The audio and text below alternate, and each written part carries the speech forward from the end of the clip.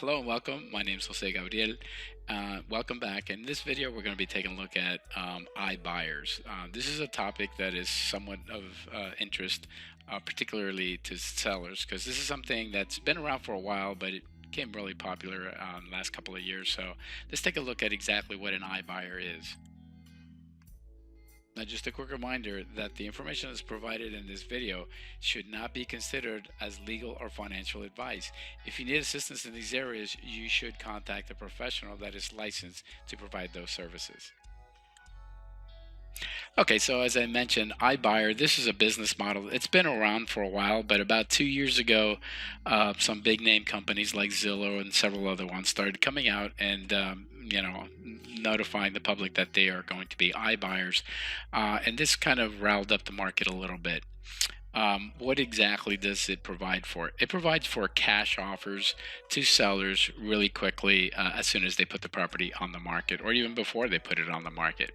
What are the specific features of these types of transactions from iBuyers? Well, first of all, no inspection.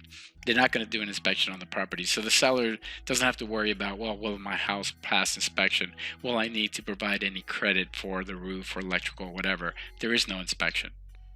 Number two, there is no appraisal. So that's pretty good. Again, if you think it's overpriced or if you think it's under, there is not going to be any appraisal, because basically they're going to do their own analysis and they're going to submit a price to you, and then price is what it is. So if you want it, that's great. They're going to send you a check, probably close in 2 to 3 weeks, really fast. And as I mentioned, a fast close. So this would be a cash offer. There's no financing. There's no approval. These are people with deep pockets that are just saying, I want the property. I want to buy it, and I want to buy it now.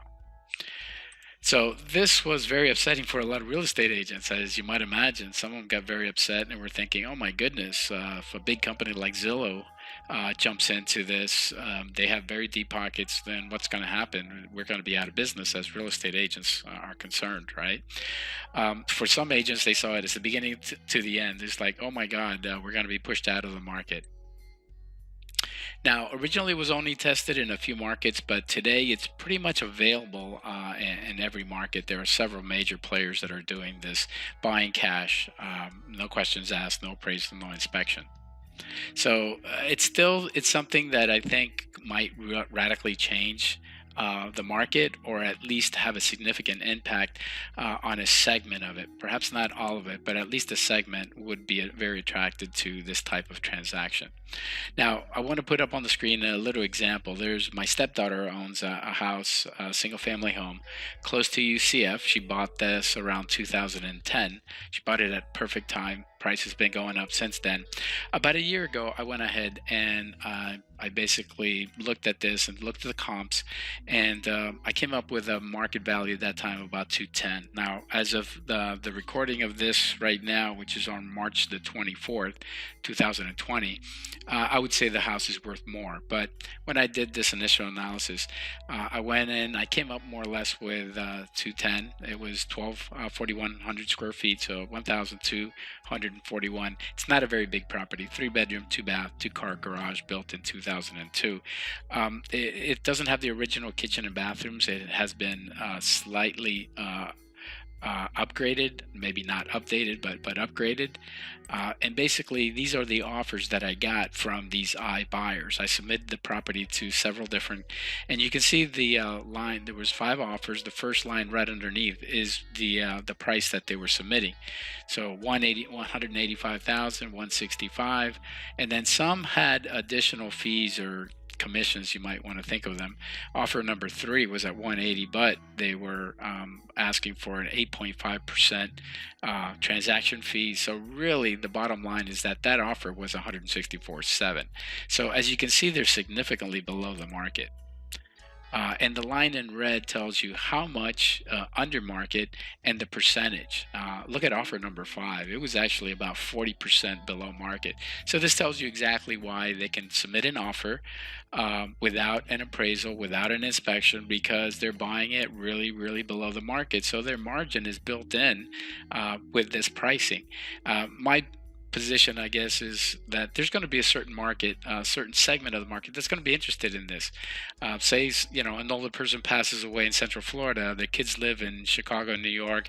They don't want to worry about, staging the house or passing inspection or doing an appraisal. Just sell it, give me my money, and we move on with our lives. So it's a fast, simple, easy way to do it, even though you're leaving a lot of money on the table. You're leaving some equity there.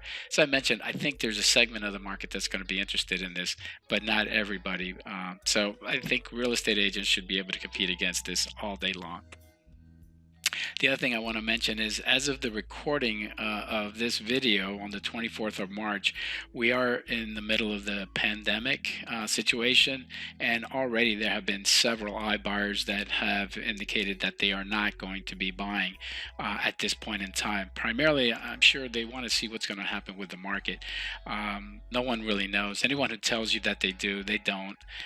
This has never happened before. It's very uncharted territory. My guess is that we'll bounce back fairly quickly, but have no idea when exactly that's going to be. Okay, so that's it for this video. Thank you very much for watching. I hope you found the information useful.